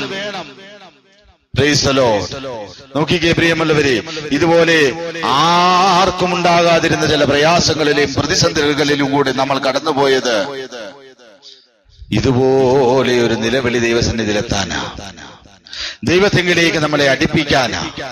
ദൈവഹിതപ്രകാരമുള്ള ദുഃഖം അനുതാപം വരാത്ത മാനസാന്തരത്തെ രക്ഷയ്ക്കായി ഉളവാക്കും. ദൈവഹിതപ്രകാരമുള്ള ദുഃഖം അനുതാപം വരാത്ത മാനസാന്തരത്തെ രക്ഷയ്ക്കായി ഉളവാക്കും. ആ ദൈവഹിത പ്രകാരമുള്ള ദുഃഖം പാപത്തിന്, മരണഭീതിക്ക്, ദൈവങ്ങളല്ലാത്തവയിൽ നിന്ന്, അശുദ്ധിയിൽ നിന്ന്, അധർമ്മത്തിൽ നിന്ന് നമ്മളെ മോചിപ്പിച്ചെടുക്കുവാൻ മുഖാന്തരമായി ക്രിസ്തു നമ്മളെ സ്വതന്ത്രരാക്കി. ക്രിസ്തു നമ്മളെ സ്വാതന്ത്ര്യത്തിനായി സ്വതന്ത്രരാക്കി. പിന്നെയും നാം അടിമനുഖത്തിൽ കുടുങ്ങിപ്പോകരുത്. മോശ മുഖാന്തരം ഇസ്രായേൽ മക്കൾക്ക് സ്വാതന്ത്ര്യം, കർത്താവ് നിമിത്തം നമുക്ക് സ്വാതന്ത്ര്യം. എന്നെ കേൾക്കുന്ന പ്രിയമുള്ളവരെ, പൂർണ്ണമായിരിക്കുന്ന സ്വാതന്ത്ര്യത്തിലേക്ക് ഇസ്രായേൽ മക്കൾ ആ അടിമ വീട്ടിൽ നിന്ന് വിടിവിക്കപ്പെടുന്നതിന് തൊട്ടു മുമ്പ് ഫറവോൻ അവർ മുമ്പിലോട്ട് വെക്കുന്ന ഒരു വ്യവസ്ഥയുണ്ട്. അത് ഇപ്രകാരമാണ്. പുറപ്പാട് പുസ്തകം 8-ാം അധ്യായം അതിന്റെ 25-ാം വാക്യം എന്ന് വായിച്ചു. പുറപ്പാടിന്റെ പുസ്തകം 8-ാം അധ്യായം. അപ്പോൾ ഫറവോൻ മോശെയും അഹരോനെയും വിളിച്ചു, നിങ്ങൾ പോയി ദേശത്ത് വെച്ച് തന്നെ നിങ്ങളുടെ ദൈവത്തിന് യാഗം കഴിപ്പിനെന്ന് പറഞ്ഞു. നിങ്ങൾ പോയി ദേശത്ത് വെച്ച് തന്നെ നിങ്ങളുടെ ദൈവത്തിന് യാഗം കഴിപ്പിനെന്ന് പറഞ്ഞു. യാഗം കഴിക്കുന്നതാണല്ലോ വിഷയം. ഞങ്ങൾക്ക് 3 ദിവസത്തെ വഴിദൂരം പോയി യാഗം കഴിക്കണമെന്നുള്ളതാണല്ലോ വിഷയം. ഒരു കാര്യം ചെയ്യ്, നിങ്ങൾ ഇവിടെ തന്നെ യാഗം കഴിച്ചു, എനിക്കൊരു ബുദ്ധിമുട്ടുമില്ല എന്ന് മോശ പറഞ്ഞു. നിൽക്കുന്നിടത്തു നിന്ന് തന്നെയുള്ള ആരാധന കേട്ടാൽ തോന്നും പ്രിയമുള്ളവരെ, അനുകൂലമായിരിക്കുന്ന ഒരു വാക്കാണ് ഫറവോൻ പറഞ്ഞതെന്ന് പ്രിയമുള്ളവരെ നമ്മൾ ഓർത്തുപോകും. പക്ഷേ മിസ്രൈം ഉപേക്ഷിച്ചു യാത്ര ചെയ്യണം. ഫറവോൻ തടഞ്ഞതുപോലെ ഉപായത്താൽ നിന്നെ തടയാൻ ആളുണ്ടാവും. നിൽക്കുന്നിടത്ത് തന്നെ നിന്നാൽ പോരെ എന്ന് ചോദിക്കുന്ന ആളുകളുണ്ടാവും. അപ്പോൾ മനസ്സിലാക്കിക്കോണം, ഫറവോന്റെ പണിയാണ് അവർ ചെയ്യുന്നത്. അവർ ചെയ്യുന്ന പണി ഫറവോന്റെ പണിയാ. മോശ പറഞ്ഞതുപോലെ പറയണം, ഞങ്ങളുടെ ദൈവം കൽപ്പിച്ചതുപോലെ 3 ദിവസം വഴിദൂരം പോയി ദൈവത്തെ ആരാധിക്കണം. മാനസാന്തരം, സ്നാനം, പരിശുദ്ധാത്മാഭിഷേകം, ഈ 3 അനുഭവങ്ങൾ കടന്ന് പ്രിയമുള്ളവരെ ദൈവത്തെ ആരാധിക്കണം. നിൽക്കുന്നിടത്തു തന്നെ നിന്നുള്ള ആരാധന ഫറവോന്റെ ആലോചനയാ. മോശയുടെ വാക്ക് പറ്റില്ല, മിസ്രൈമിൽ നിന്ന് പോകണം. ഫറവോൻ അപ്പോൾ വീണ്ടും പറയുകയാണ്, അതിദൂരം പോകരുത്. എന്താ അതിന്റെ അർത്ഥം? ഇന്നും കേൾക്കുന്നില്ലേ പ്രിയമുള്ളവരെ? വലിയ വേർപാടൊന്നും ലോകത്തോട് വേണ്ട. അപ്പോൾ ഇപ്പോൾ പലരുടെയും പറച്ചിൽ എന്താണെന്നറിയാമോ? ലോകവും വേണം, ദൈവവും വേണം, സ്വർഗവും വേണം. യാക്കോബിന്റെ ലേഖനം 4-ാം അധ്യായം അതിന്റെ 4-ാം വാക്യം വായിക്കാം. വ്യഭിചാരിണികളായുള്ളവരെ, ലോകസ്നേഹം ദൈവത്തോട് ശത്രുത്വമാകുന്നു എന്ന് നിങ്ങൾ അറിയുന്നില്ലയോ? ആകയാൽ ലോകത്തിന്റെ സ്നേഹിതനാകുവാൻ ഇച്ഛിക്കുന്നവനെല്ലാം ആകയാൽ ലോകത്തിന്റെ സ്നേഹിതനാകുവാൻ ഇച്ഛിക്കുന്നവനെല്ലാം ദൈവത്തിന് ശത്രുവായിത്തീരുന്നു. ദൈവത്തിന് ശത്രുവായിത്തീരുന്നു. ദൈവത്തിന് മഹത്വം. ലോകസ്നേഹം ദൈവത്തോട് ശത്രുത്വമാകും. ലോകസ്നേഹം ദൈവത്തോട് ശത്രുത്വമാകുന്നു.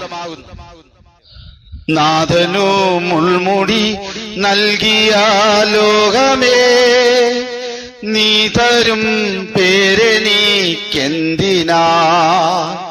നാഥനു മുൾമുടി നൽകിയ ലോകമേ, നീ തരും പേരെനിക്കെന്തിനാ എന്ന് പാടുകയും ചെയ്യും. പിള്ളേർക്ക് ഫുൾ A+ കിട്ടിയാൽ ഫ്ലെക്സ് അടിച്ച് ജംഗ്ഷനിൽ കൊണ്ടുവെക്കുകയും ചെയ്യും. ലോകത്തിന്റെ ആദരവൊന്നും വേണ്ട, ലോകത്തിന്റെ പേര് വേണ്ട, ലോകത്തിന്റെ പ്രശസ്തി വേണ്ട എന്ന് സഭയിൽ വന്നിരുന്ന് പാടും, കുടുംബ പ്രാർത്ഥനയ്ക്ക് പാടും. പക്ഷേ ഫ്ലെക്സ് ഒരെണ്ണം ജംഗ്ഷനിലിരിക്കും. ഈ ലോകത്തിന് അനുരൂപരാകരുത്. എന്നെ കേൾക്കുന്ന പ്രിയമുള്ളവരെ, എവിടുന്നാ ദൈവസഭ ഇതൊക്കെ പഠിച്ചത്? ദൈവസഭയിലെ വിശ്വാസികളുടെ മക്കൾ ഇതൊക്കെ എങ്ങനെയാ പഠിച്ചത്? എവിടെ നോക്കിയാ ഇത് പഠിക്കുന്നത്? ഈ ലോകത്തിന് നിങ്ങൾ അനുരൂപരാകരുത്. റോമർക്ക് എഴുതിയ ലേഖനം 12-ാം അധ്യായം അതിന്റെ 1-ാം വാക്യം ഒന്ന് വായിച്ചു.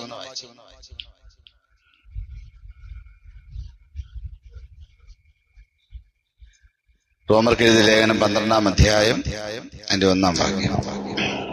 സഹോദരന്മാരെ, ഞാൻ ദൈവത്തിന്റെ മനസ്സലിവ് അർപ്പിച്ച് നിങ്ങളെ പ്രബോധിപ്പിക്കുന്നത് നിങ്ങൾ ബുദ്ധിയുള്ള ആരാധനയായി നിങ്ങളുടെ ശരീരങ്ങളെ ജീവനും വിശുദ്ധിയും ദൈവത്തിന് പ്രസാദവുമുള്ള യാഗമായി സമർപ്പിപ്പേ.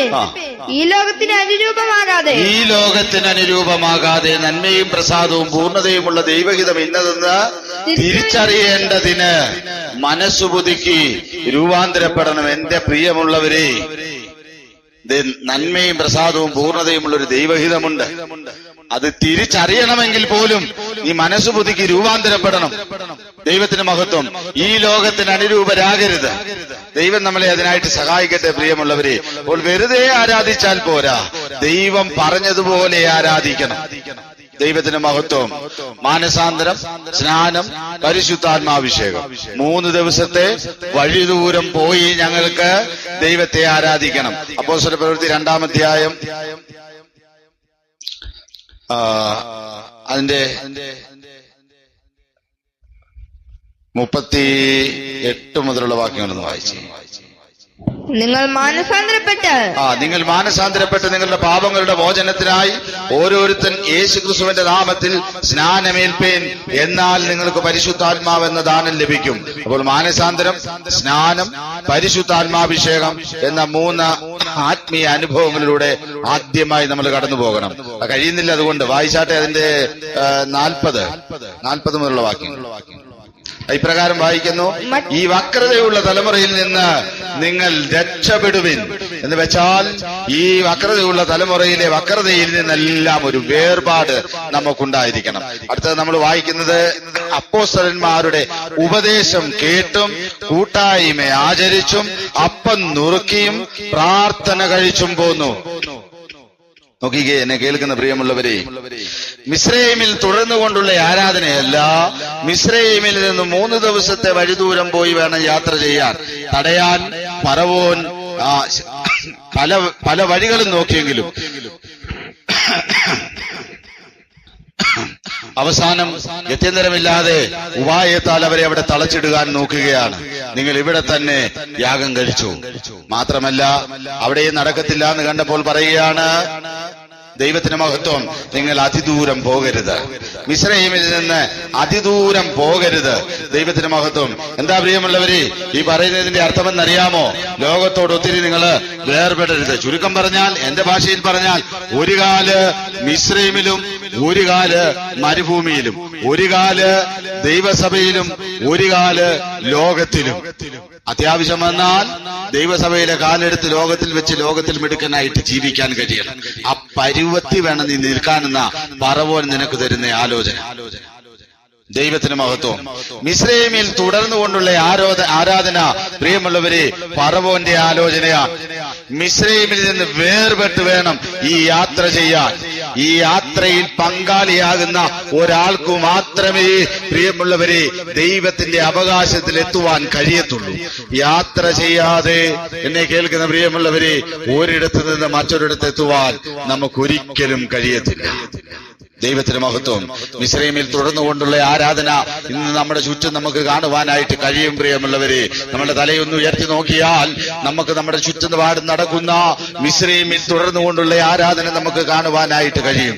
എന്താ അതിന്റെ ഗുണമെന്നറിയാമോ? ആരാധിച്ചു എന്നുള്ളൊരു ഒരു മനസ്സുഖം നമുക്ക് കിട്ടും. മിസ്രൈമിലെ പാപങ്ങളിലെല്ലാം പങ്കാളിയുമാകാം. എന്നെ കേൾക്കുന്ന പ്രിയമുള്ളവരെ, മിസ്രൈം വിട്ടു വേണം യാത്ര ചെയ്യാൻ. ലോകത്തോട് നിശ്ചിതമായിരിക്കുന്ന വേർപാട് വേണം. ഈ വക്രതയുള്ള തലമുറയിൽ നിന്ന് വേർപെടണമെന്ന കർത്താവിന്റെ വചനമാണ്. സമയം മുന്നോട്ട് പോകുന്നല്ലോ പ്രിയമുള്ളവരെ, വേഗത്തിൽ അവസാനിപ്പിക്കേണ്ടത് കൊണ്ട് സ്തോത്രം. ഹല്ലേലൂയ. ഞാൻ അതിന്റെ അവസാന ഭാഗത്തേക്ക് വരുവാൻ കർത്താവിൽ ശരണപ്പെടുകയാണ്. ഈ യാത്രയെക്കുറിച്ച്, ഇസ്രായേൽ മക്കളുടെ ഈ യാത്രയെക്കുറിച്ച് കൊരിന്ത്യർക്ക് എഴുതിയ ലേഖനത്തിൽ ഒരു യാത്രാ വിവരണം രേഖപ്പെടുത്തിയിരിക്കുന്നുണ്ട്. നമുക്കതൊന്ന് പരിശോധിക്കാം. കൊരിന്ത്യർക്ക് എഴുതിയ 1-ാം ലേഖനം, അതിന്റെ 10-ാം അധ്യായം, അതിന്റെ 5-ാം വാക്യം. എങ്കിലും അവരിൽ മിക്കപേരിലും ദൈവം പ്രസാദിച്ചില്ല. അവരെ മരുഭൂമിയിൽ തള്ളിയിട്ട് കളഞ്ഞു എന്ന് നിങ്ങൾ അറിയാതിരിക്കരുത് എന്ന് ഞാൻ ആഗ്രഹിക്കുന്നു. നോക്കിക്കേ, ദൈവത്തിന് മഹത്വം. എങ്കിലും അവരിൽ മിക്ക പേരിലും ദൈവം പ്രസാദിച്ചില്ല, അവരെ മരുഭൂമിയിൽ തള്ളിയിട്ടു കളഞ്ഞു എന്ന് നിങ്ങൾ അറിയാതിരിക്കരുത് എന്ന് ഞാൻ ആഗ്രഹിക്കുന്നു. ഒരു വിശദീകരണവും ആവശ്യമില്ലല്ലോ പ്രിയമുള്ളവരെ. ഈ യാത്ര ചെയ്തവരെ മിക്ക പേരിലും ദൈവം പ്രസാദിച്ചില്ല, അതുകൊണ്ട് അവരെ വഴിയിൽ തള്ളിയിട്ട് കളഞ്ഞുവെന്ന് നിങ്ങൾ അറിയാതിരിക്കരുതെന്ന് ഞാൻ ആഗ്രഹിക്കുന്നത്. നമുക്ക് ദൃഷ്ടാന്തമായി സംഭവിച്ചു എന്നാണ് അവിടെ രേഖപ്പെടുത്തുന്നത്. നമുക്ക് അതിന്റെ 1-ാം വാക്യം ഒന്ന് വായിക്കാൻ പ്രിയമുള്ളവരെ. നമ്മുടെ പിതാക്കന്മാർ, സഹോദരന്മാരെ, നമ്മുടെ പിതാക്കന്മാരെല്ലാവരും മേഘത്തിന് കീഴിലായിരുന്നു. 1-ാം വാക്യം. മരുഭൂമിയിലെ പ്രതികൂല കാലാവസ്ഥയിൽ നിന്നും ആ യാത്ര ചെയ്യുന്ന ജനത്തെ സംരക്ഷിക്കുന്ന ഒരു ദൈവിക സംരക്ഷണമാണ് പ്രിയമുള്ളവരെ ആ മേഘം. നമ്മളുടെ ഈ യാത്രയിൽ നമുക്കുമുണ്ട് ഒരു ദൈവികമായിരിക്കുന്ന സംരക്ഷണം. ദൈവത്തിന് മഹത്വം. ഹല്ലേലൂയ. അപ്പോൾ അവർക്ക് മരുഭൂമിയിലെ പ്രതികൂലമായിരിക്കുന്ന കാലാവസ്ഥയിൽ സംരക്ഷണത്തിന് വേണ്ടി അവർക്കൊരു മേഘമുണ്ടായിരുന്നെങ്കിൽ നമുക്കുമുണ്ട് പ്രിയമുള്ളവരെ അതേ ദൈവിക സംരക്ഷണം.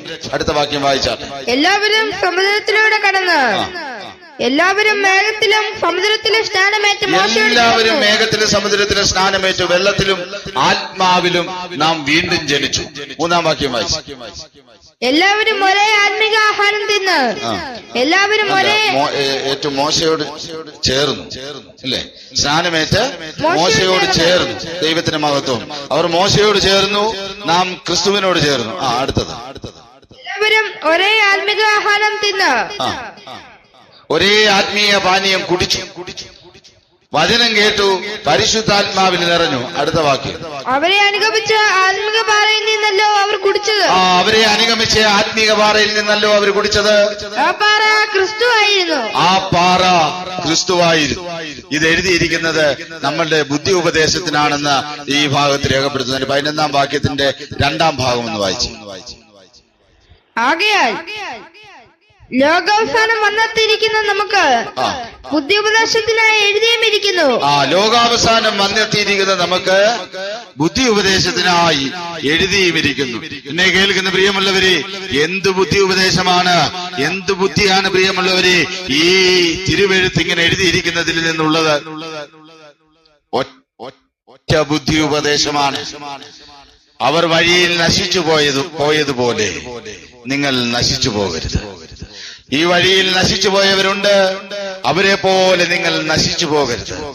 കപ്പത്തോട്ടം നശിപ്പിക്കാൻ വരുന്ന കാട്ടുപന്നിയെ പോലെ ഇവരെ നശിപ്പിച്ച കാര്യങ്ങൾ പ്രിയമുള്ളവരെ ഇവിടെ രേഖപ്പെടുത്തിയിട്ടുണ്ട്. ദൈവത്തിന്റെ മഹത്വം. അതിന്റെ 6-ാം വാക്യം ഒന്ന് വായിച്ചു. കർത്താവ് ഒരുവൻ. 10-ാം അധ്യായം, 1 കൊരിന്ത്യർ 10-ാം അധ്യായം, അതിന്റെ 6-ാം വാക്യം. ഇത് നമുക്ക് ദൃഷ്ടാന്തമായി സംഭവിച്ചു. ഇത് നമുക്ക് ദൃഷ്ടാന്തമായി സംഭവിച്ചു. അവർ മോഹിച്ചതുപോലെ നാമും ദുർമോഹികളാകാതിരിക്കേണ്ടതിന് തന്നെ ജനം തിന്നുവാനും കുടിപ്പാനും ഇരുന്നു, കളിപ്പാൻ എഴുന്നേറ്റു എന്ന് എഴുതിയിരിക്കുന്ന പ്രകാരം. എന്നെ കേൾക്കുന്ന പ്രിയമുള്ളവരെ, ഈ യാത്രയിൽ അവർ ലക്ഷ്യം മറന്നു. ഈ യാത്രയ്ക്ക് ഒരു അവസാനമുണ്ട് എന്നും ഒരു ലക്ഷ്യമുണ്ടെന്നും പ്രിയമുള്ളവരെ അവർ മറന്നു. ദൈവത്തിന് മഹത്വം. നോക്കിയേ, ലക്ഷ്യം മറന്നവർ ദുർമോഹികളായി ഇരിക്കുന്നതും എഴുന്നേൽക്കുന്നതും തിന്നുവാനും കുടിപ്പാനും കളിപ്പാനും ലക്ഷ്യത്തെക്കുറിച്ച് വീണ്ടും വിചാരമില്ലാതെ ജീവിക്കുന്ന ഈ യാത്രയിലുള്ളവരുടെ ലക്ഷണമാണ് കേട്ടോ. അവർക്ക് വീണ്ടും വിചാരമില്ല. ലക്ഷ്യം നമ്മുടെ മുമ്പിൽ ഇനിയും വിദൂരതയിലാണ്. അത് അവിടെ എത്തുവാൻ കഴിയുമോ ഇല്ലയോ എന്നുള്ള വീണ്ടും വിചാരമല്ല. അവരുടെ ജീവിതം എന്ന് പറയുന്നത് ദുർമോഹികളായിരിക്കുകയും ഇരിക്കുന്നതും എഴുന്നേൽക്കുന്നതും തിന്നുവാനും കുടിപ്പാനും കളിപ്പാനും എന്നുള്ള അവസ്ഥയിലാണ്. എന്നെ കേൾക്കുന്ന പ്രിയമുള്ളവരെ, നമ്മളുടെ ഇടയിൽ ലക്ഷ്യം മറന്നാരും യാത്ര ചെയ്യരുത്. ദൈവത്തിന് മഹത്വം. അടുത്ത വാക്യം വായിച്ചു. 7-ാം വാക്യം. ജനം തിന്നുവാനും കുടിപ്പാനും ഇരുന്നു, കളിപ്പാൻ എഴുന്നേറ്റു എന്ന് എഴുതിയിരിക്കുന്ന പ്രകാരം അവരിൽ ചിലരെ പോലെ നിങ്ങൾ വിഗ്രഹാരാധികൾ ആകരുത്. അവരിൽ ചിലരെ പോലെ നിങ്ങൾ വിഗ്രഹാരാധികളാകരുത്. ദൈവത്തിന് മഹത്വം. പ്രിയ ദൈവമക്കളെ, ലോകമക്കളെ പ്രതിമകളാകുന്ന വിഗ്രഹാരാധനയിൽ പിശാചു തളച്ചിട്ടിരിക്കുകയാണ്. ആ വിഗ്രഹാരാധനയ്ക്ക് ദൈവമക്കൾ ആരും പോകത്തില്ല, നമുക്കറിയാം. എന്നാൽ ദൈവമക്കൾ വഞ്ചിക്കപ്പെട്ടു പോകുന്ന ഒരു വിഗ്രഹാരാധനയുണ്ട്. എഫേസ്യർക്ക് എഴുതിയ ലേഖനം 5-ാം അധ്യായം അതിന്റെ 5-ാം വാക്യം എന്ന് വായിക്കാമോ? എഫേസ്യർക്ക് എഴുതിയ ലേഖനം 5-ാം അധ്യായം അതിന്റെ 5-ാം വാക്യം.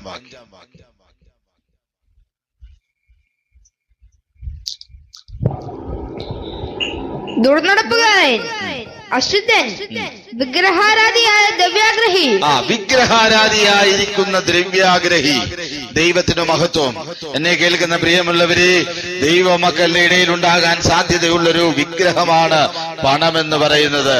നോക്കിക്കേ, ലൂക്കോസിന്റെ സുവിശേഷം 16-ാം അധ്യായം അതിന്റെ 13-ാം വാക്യം കൂടെ ഒന്ന് വായിക്കാം.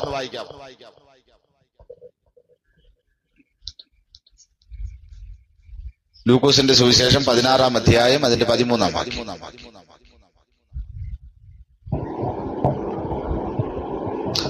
രണ്ട്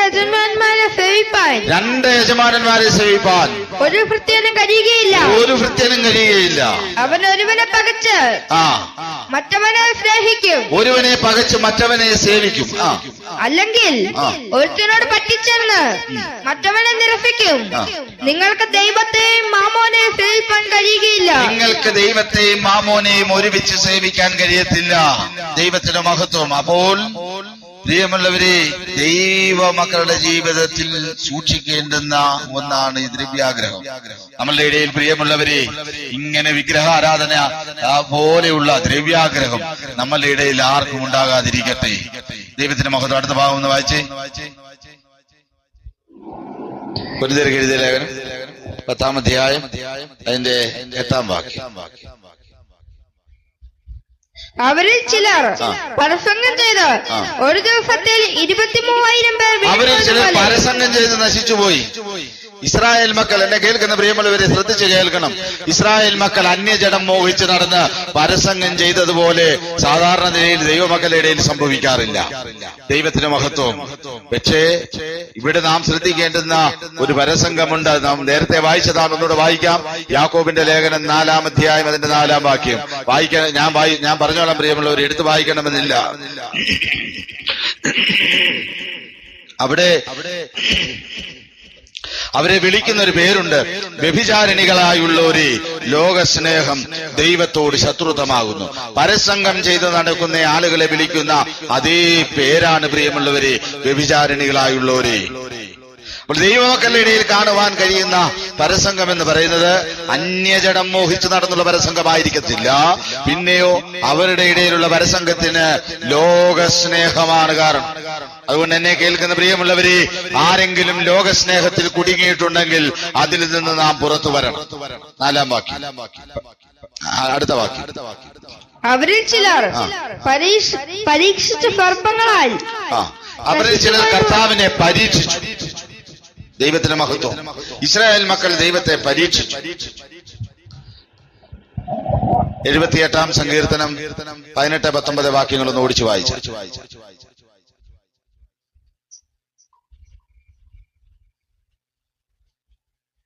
78-ാം സങ്കീർത്തനം അതിന്റെ 18-19 വാക്യങ്ങൾ.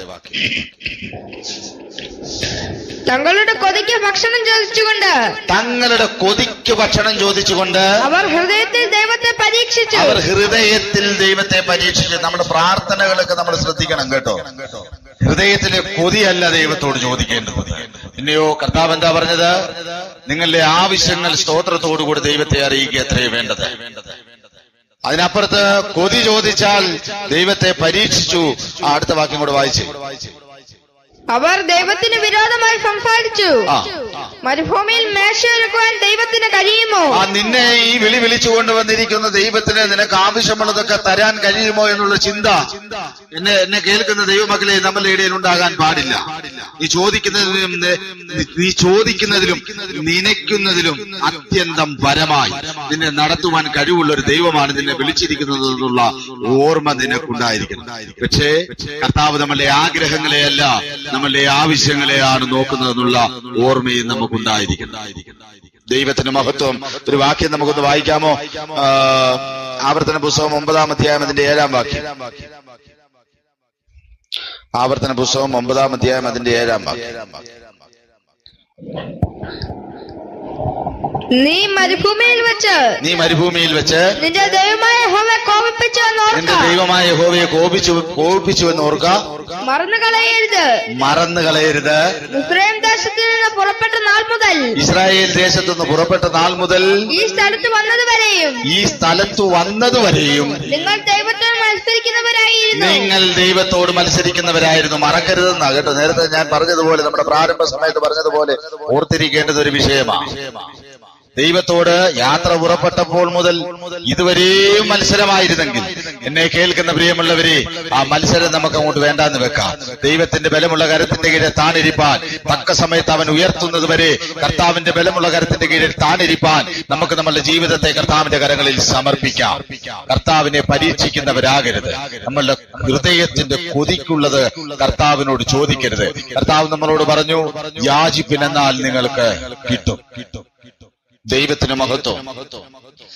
ആവശ്യമുള്ളത് നിങ്ങളുടെ ആവശ്യങ്ങൾ സ്തോത്രത്തോടുകൂടെ അവനെ അറിയിക്കുക അത്രേ വേണ്ടത്.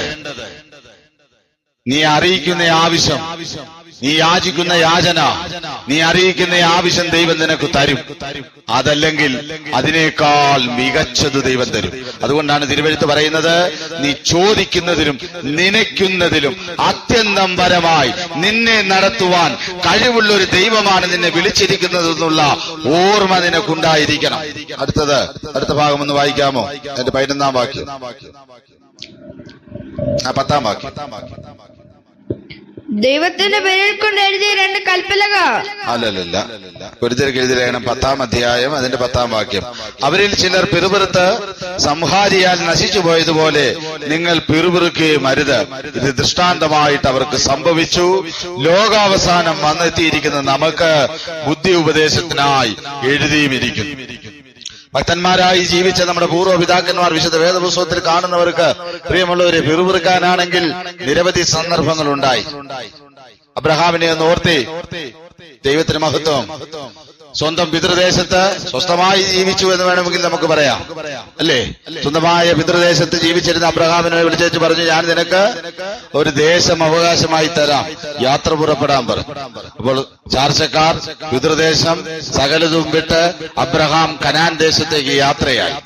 അവിടെ ചെന്നപ്പോൾ കർത്താവ് അവനോട് പറഞ്ഞു, ഇല്ലില്ല, നിനക്കൊരു കാലടി നിലം പോലും ഞാൻ ഇതിനകത്ത് തരത്തില്ല. ദൈവത്തിന് അവകാശമായി ഇപ്പോൾ തരത്തില്ല. അപ്പോൾ അബ്രഹാം ചോദിച്ചു, വേണമെങ്കിൽ ചോദിക്കാമല്ലോ. അബ്രഹാം ചോദിക്കുകയാണെന്ന് വിചാരിക്കുക, എന്നാലൊരു കാര്യം ചെയ്യ, എനിക്ക് തരത്തില്ലെങ്കിൽ നീ എന്നെ ഏതായാലും വിളിച്ചതല്ലേ, എനിക്കൊരു മകനെ നീ തന്നല്ലോ, അവൻ അവകാശമായി കൊടുക്ക. കർത്താവ് പറഞ്ഞില്ല, അവനും കൊടുക്കത്തില്ല. അപ്പോൾ വേണമെങ്കിൽ ചോദിക്കാം, എന്നാ യാക്കോബിന് കൊടുക്ക്, അവൻ എന്റെ കൊച്ചുമകന് കൊടുക്ക്. അപ്പോൾ കർത്താവ് പറഞ്ഞില്ല, അവനും കൊടുക്കത്തില്ല. അയ്യോ, പിന്നെ ഇത് തരാമെന്ന് പറഞ്ഞതോ? അതോ 400 വർഷം നിന്റെ തലമുറ മിസ്രയീമിന് അടിമകളായിരുന്നതിന് ശേഷം ഞാൻ അവരെ ഇവിടേക്ക് കൊണ്ടുവന്ന് അവർക്ക് ഈ ദേശം കൊടുക്കും? വേണമെങ്കിൽ എന്നെ കേൾക്കുന്ന പ്രിയമുള്ളവരെ, അബ്രഹാമിന് വേണമെങ്കിൽ പിറുപിറുക്കാനുള്ള എല്ലാ സാഹചര്യങ്ങളും ഇതിനകത്തില്ലേ? ഞാനോ നിങ്ങളോ ആണെങ്കിലോ, എന്നെ കേൾക്കുന്ന പ്രിയമുള്ളവരെ, എനിക്കില്ലെങ്കിൽ വേണ്ട, എന്റെ മക്കൾക്കേലും കൊടുക്കെന്ന് പറഞ്ഞ് പ്രാർത്ഥിക്കുന്നവരല്ലേ നിങ്ങൾ? അയ്യോ, അല്ലെങ്കിൽ എനിക്കില്ലെങ്കിൽ വേണ്ട, എന്റെ മകനില്ലെങ്കിലും വേണ്ട, എന്റെ കൊച്ചുമകന്. കർത്താവ് പറഞ്ഞു ഇവർക്ക് ആർക്കുമില്ല. യാക്കോബും കഴിഞ്ഞൊരു 4 തലമുറയും കൂടെ കഴിയുമ്പോൾ ഞാൻ അവരെ ഇവിടെ മടക്കി കൊണ്ടുവന്ന് അവർക്ക് കൊടുക്കാം. വേണമെങ്കിൽ എന്നെ കേൾക്കുന്ന പ്രിയമുള്ളവരെ, അബ്രഹാമിന് വേണമെങ്കിൽ പിറുപിറുക്കാനുള്ള എല്ലാ സാഹചര്യവും ഉണ്ടായിരുന്നെങ്കിലും അബ്രഹാം പിറുപിറുത്തില്ല. ദൈവത്തിന് മഹത്വം. പകരം കുശവന്റെ കയ്യിൽ കളിമണ്ണ് എന്നെ ഇങ്ങനെ മെനഞ്ഞിരിക്കുന്നത് എന്ത് എന്ന് ചോദിക്കാതെ ഇരിക്കുന്നത് പോലെ അബ്രഹാം കർത്താവിന്റെ സന്നിധിയിലിരുന്നു. നമുക്കും അതിന് കഴിയണം. നമ്മളെയും കർത്താവ് വിളിച്ചിരിക്കുന്ന ഈ യാത്രയിലാണ്. പിറുപിറുത്ത് ഈ യാത്രയിൽ നാം നശിച്ചു പോകരുത്. നമ്മുടെ ബുദ്ധി ഉപദേശത്തിന് പ്രിയമുള്ളവരെ ഇത് എഴുതിയിരിക്കുന്നു. ദൈവത്തിന് മഹത്വം. ഇനി ആ ഭാഗത്തല്ലാതെ ഈ ജനം പ്രയാസപ്പെട്ട മറ്റൊരു കാര്യമുണ്ട്. അതുകൂടെ ചിന്തിപ്പാനുള്ള സമയം നമുക്ക് അതുകൂടെ ഒന്ന് ഓടിച്ച് ചിന്തിക്കാം. സംഖ്യാ പുസ്തകം 21-ാം അധ്യായം അതിന്റെ 4-ാം വാക്യം ഒന്ന് വായിക്കാം.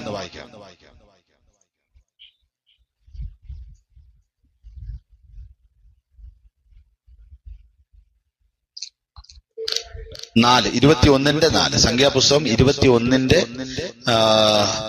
4-ാം വാക്യം. പിന്നെ അവർ ഏദോം ദേശത്ത് പോകുവാൻ ഹെർമോൻ പർവ്വതത്തിങ്കൽ നിന്ന് ചെങ്കടൽ വഴിയായി യാത്ര പുറപ്പെട്ടു. വഴി നിമിത്തം ജനത്തിന്റെ മനസ്സ് ക്ഷീണിച്ചു. യാത്രയുടെ ദൈർഘ്യം നമ്മളെ ക്ഷീണിപ്പിക്കും. എന്നെ കേൾക്കുന്ന പ്രിയമുള്ളവരെ, നമ്മളുടെ ഈ യാത്ര തുടങ്ങിയിട്ട് വർഷങ്ങളായി. ദൈവത്തിന് മഹത്വം. ഞാൻ ഈ യാത്രയുടെ ഭാഗമായി തീർന്നിട്ട് ഇപ്പോൾ തിരിഞ്ഞു നോക്കുമ്പോൾ അത്ഭുതം തോന്നുകയാണ്. 16 വർഷമാണ്. ദൈവത്തിന് മഹത്വം. 2026-ൽ എന്നെ കേൾക്കുന്ന പ്രിയമുള്ളവരെ, 16 വർഷമായി ഞാൻ ഈ യാത്രയുടെ ഭാഗമാണ്. ലക്ഷ്യത്തിലെത്തിയിട്ടില്ല. ദൈവത്തിന് മഹത്വം. നമ്മൾ ആരും ലക്ഷ്യത്തിലെത്തിയിട്ടില്ല. ഇവിടെ ഇരിക്കുന്നവരെല്ലാം എനിക്ക് തോന്നുന്നത് എന്നേക്കാൾ മുൻപേ ഈ യാത്ര തുടങ്ങിയവരാണ്. നമ്മൾ ആരും ആ ലക്ഷ്യത്തിലെത്തിയിട്ടില്ല. അപ്പൊ വഴിയുടെ ദൂരം നിമിത്തം ജനത്തിന്റെ മനസ്സ് ക്ഷീണിച്ചു. നമ്മളുടെ മനസ്സ് അങ്ങനെ ക്ഷീണിക്കാൻ പാടില്ല. ഈ യാത്രയിൽ പ്രിയമുള്ളവരെ, കർത്താവിലും അവന്റെ അമിതബലത്തിലും ശക്തിപ്പെട്ടു വേണം നമ്മൾ യാത്ര ചെയ്യുവാൻ. ക്ഷീണിച്ച് യാത്ര ചെയ്യേണ്ടവരല്ല നമ്മൾ എന്നുള്ള ഓർമ്മ നമ്മുടെ ഉള്ളിൽ ഉണ്ടായിരിക്കട്ടെ. ദൈവത്തിന് മഹത്വം. പാപം മോചിച്ചു കിട്ടാൻ സ്നാനപ്പെടണം. ഒന്ന് വെള്ളത്തിൽ മുങ്ങിപ്പൊങ്ങുവാൻ എടുക്കുന്ന സമയം ഒന്ന് ചിന്തിച്ച് ചില നിമിഷങ്ങൾ കൊണ്ട് മാനസാന്തരപ്പെട്ട് കർത്താവായ യേശുക്രിസ്തുവിൽ വിശ്വസിച്ച് എന്റെ പാപങ്ങളുടെ മോചനത്തിനായി കർത്താവ് ക്രൂശിൽ മരിച്ചു എന്നുള്ള വിശ്വാസത്താൽ അവൻ നമ്മുടെ മുമ്പിൽ വെച്ചിരിക്കുന്ന പാപമോചനത്തിന് വേണ്ടിയിട്ടുള്ള കൽപ്പന വെള്ളത്തിൽ കർത്താവിനെ സാക്ഷീകരിക്കുന്ന നിമജ്ജന സ്നാനത്തിന് പ്രിയമുള്ളവരെ ചില നിമിഷങ്ങൾ മതി. കർത്താവിന്റെ വരവിങ്കൽ അന്ത്യകാഹളം മുഴങ്ങുമ്പോൾ നാം രൂപാന്തരപ്പെടുവാൻ കണ്ണിമയ്ക്കുന്ന നേരം നമുക്ക് മതി. കൊരിന്ത്യർക്ക് എഴുതിയ 1-ാം ലേഖനം 15-ാം അധ്യായം അതിന്റെ 52-ാം വാക്യം എന്ന് വായിക്കാം. കൊരിന്ത്യർക്ക് എഴുതിയ ലേഖനം 1 കൊരിന്ത്യർ 15-ാം അധ്യായം 52-ാം വാക്യം. നാം എല്ലാവരും നിദ്ര കൊള്ളുകയില്ല, എന്നാൽ അന്ത്യകാഹളനാദത്തിങ്കൽ പെട്ടെന്ന് കണ്ണുമയ്ക്കുന്നതിനിടയിൽ നാം എല്ലാവരും രൂപാന്തരപ്പെടും. കാഹളം ധ്വനിക്കും. മരിച്ചവർ അക്ഷയരായി ഉയർക്കുകയും. അപ്പൊ കണ്ണിമയ്ക്കുന്നതിന്റെ ഇടയിൽ നാം രൂപാന്തരപ്പെടും. സ്നാനപ്പെടാൻ പ്രിയമുള്ളവരെ ചില നിമിഷം, രൂപാന്തരപ്പെടാൻ കണ്ണിമയ്ക്കുന്ന സമയം. എന്നാൽ പിന്നെ പ്രിയമുള്ളവരെ, സ്നാനം കഴിഞ്ഞ ഉടനെ നമ്മളെ രൂപാന്തരപ്പെടുത്തി അങ്ങ് എടുത്താൽ എത്ര നല്ലതായി. എന്നാൽ കർത്താവിന് നമ്മളെ കുറിച്ചുള്ള പദ്ധതി അതല്ല. വാഴ്ത്തപ്പെട്ട കർത്താവ്, നമ്മളുടെ ജ്യേഷ്ഠ സഹോദരൻ ഈ ഭൂമിയിൽ വന്ന് നമ്മളുടെ മുമ്പിൽ ഒരു മാതൃക വെച്ചിട്ട് പോയിട്ടുണ്ട്. എന്താണെന്നറിയാമോ? പാപത്തെ ജയിച്ച്, ലോകത്തെ ജയിച്ച്, ജഡത്തെ ജയിച്ച്, സാത്താനെ ജയിച്ച്, ദൈവഹിതം നിവർത്തിച്ച് ഇവിടെ നിന്ന് കർത്താവ് പിതാവിന്റെ സന്നിധിയിലേക്ക് കയറിപ്പോയി. നമ്മളെ കുറിച്ചുമുള്ള ദൈവത്തിന്റെ ഉദ്ദേശം ഇതാ. നമ്മളെ കുറിച്ചുള്ള ദൈവത്തിന്റെ പദ്ധതി ഇതാ. നാമും ലോകത്തെ ജയിക്കണം, സാത്താനെ ജയിക്കണം, ജഡത്തെ ജയിക്കണം, പാപത്തെ ജയിക്കണം. അങ്ങനെ ഒരു ജയാളിയായി ഇവിടെ നിന്ന് പിതാവിന്റെ സന്നിധിയിലേക്ക് കടന്നു ചെല്ലുവാൻ വേണ്ടി ദൈവം നമ്മളുടെ മുമ്പിൽ നൽകി തന്നിരിക്കുന്ന സാവകാശമാണ് ഈ യാത്രാ ദൂരം. ദൈവത്തിന് മഹത്വം. കൊരിന്ത്യർക്കെഴുതിയ 2-ാം ലേഖനം അതിന്റെ 7-ാം അധ്യായം 1-ാം വാക്യം എന്ന് വായിക്കാം.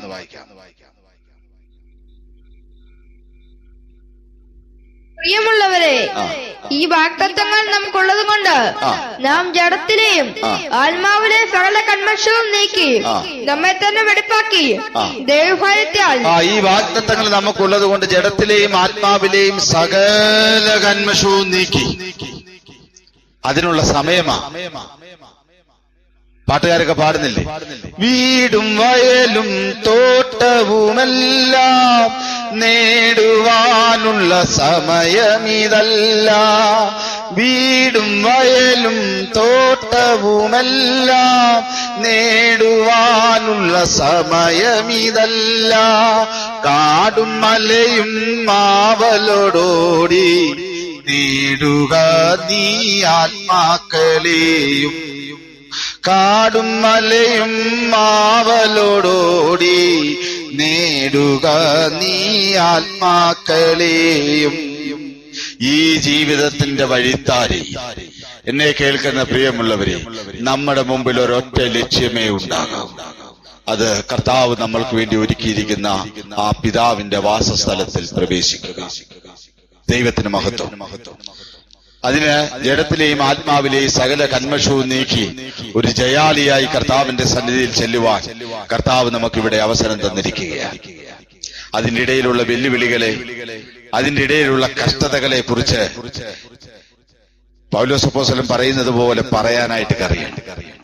നൊടി നേരത്തേക്കുള്ള ലഘുവായ കഷ്ടം അത്യന്തം അനവധിയായി തേജസ്സിന്റെ നിത്യഗണം ഞങ്ങൾക്ക് കിട്ടുവാൻ ഹേതുവാകുന്നു.